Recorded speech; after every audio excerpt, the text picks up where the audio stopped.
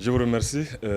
Nous venons donc de faire le point à mi-parcours de l'exécution du contrat d'objectif que le camarade Premier ministre, chef du gouvernement, a bien voulu nous assigner au titre donc de l'année 2025 en début d'année.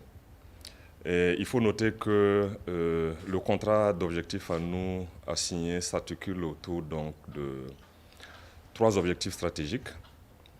Un premier objectif stratégique qui est en lien avec la promotion du commerce et donc des industries de services.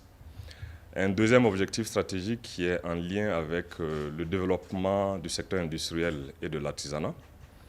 Et un troisième objectif stratégique qui est en lien avec la promotion de la bonne gouvernance économique et financière et le renforcement des relations commerciales et industrielles régionales et internationales. Et donc pour atteindre ces 3 objectifs stratégiques, 12 actions prioritaires ont été définies.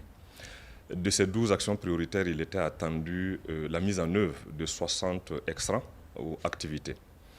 Et au 30 juin 2025, le taux global de mise en œuvre de ces 60 activités qui étaient prévues est ressorti à 60,85%, contre une cible qui est fixée à mi-année de 50%.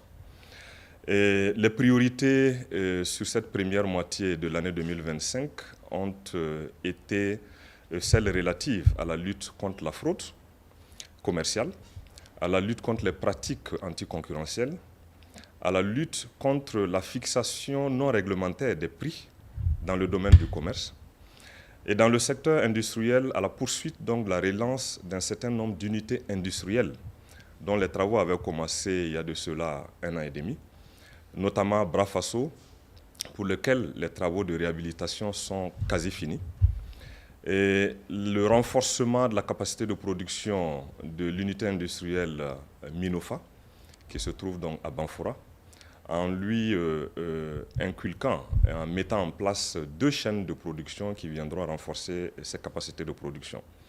Nous avons aussi travaillé à soutenir les acteurs du secteur privé dans le cadre donc de la relance de leur unité industrielle qui était en souffrance. Et nous avons autorisé l'ouverture de plus de 11 000 nouvelles entreprises, toujours dans le secteur industriel. Et dans le secteur de l'artisanat, nous avons finalisé les travaux de construction du Centre national d'appui à la transformation artisanale de coton, le Senata Kabobo, dont la cérémonie officielle d'ouverture interviendrait ces mois à venir.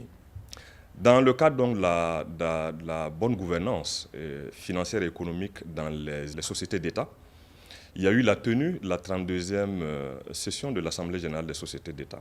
Et au cours de cette 32e session, vous en avez été témoin, des recommandations fortes et des résolutions fortes ont été prises tendant donc à la culture de la redevabilité, la culture de la bonne gestion, afin que ces sociétés qui ont atteint en 2024 des résultats jamais réalisés au Burkina Faso puissent soutenir ces résultats pour les années à venir et contribuer de façon résolue au bien-être des populations burkinabées.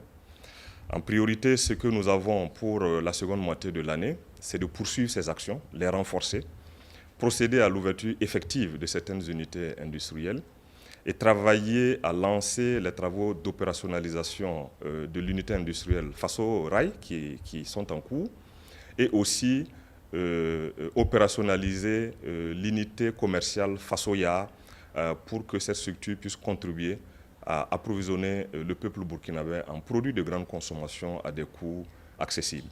Nous allons travailler aussi à renforcer les capacités de production des acteurs du secteur de l'artisanat et à contribuer toujours dans les mesures qui seront prises à ce que les unités industrielles du secteur privé puissent s'opérationnaliser, s'ouvrir sur la base des nombreuses demandes que nous recevons chaque jour que Dieu le fait. Et tout cela pour le bonheur des citoyens burkinabés. Je vous remercie.